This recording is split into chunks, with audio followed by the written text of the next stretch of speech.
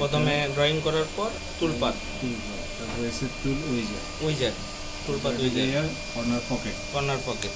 এখানে ডিপ দিতে হবে, কয় মিলি ডিপ হবে।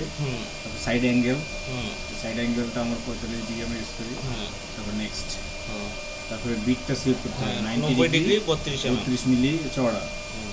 অনেক আছে 100 ডিগ্রি ইউজ করে, 40 মিলি ইউজ করে, সেটা ইউজ নরমালি 90 ডিগ্রি ইউজ করে। যেটা ইউজ করবেন সেটাই দিতে হবে এখানে।